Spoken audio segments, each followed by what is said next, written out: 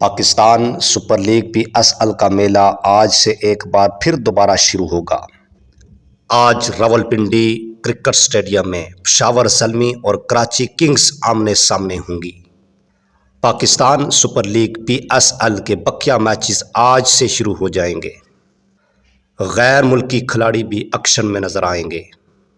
آج پشاور زلمی اور کراچی کنگز آمنے سامنے ہوں گی۔ میچ رات 8 بجے راولپنڈی کے اسٹیڈیم میں کھیلا جائے گا۔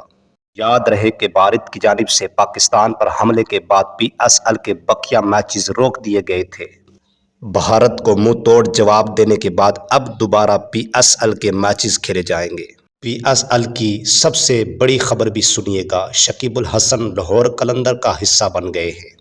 بنگلہ دیش کے بلے باز شکیب الحسن لاہور قلندرز کا حصہ بن گئے ہیں۔ وہ پی ایس ایل کے بقیہ میچز میں لاہور قلندر کی نمائندگی کریں گے۔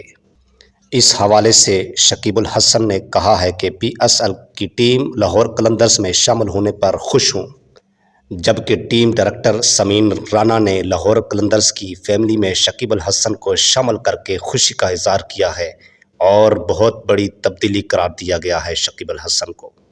لیکن یاد رکھیے کہ پشاور زلمی کے لیے یہ میچ جیتنا انتہائی ضروری ہے اور بہت لازمی جیتنا ہوگا پشاور زلمی کو یہ میچ۔ اور یہ بھی یاد رکھیے گا کہ کوئٹہ گلیڈیٹرز کی ٹیم اس ٹائم جو ہے نا پہلے نمبر پر ہے، ٹاپ پر ہے۔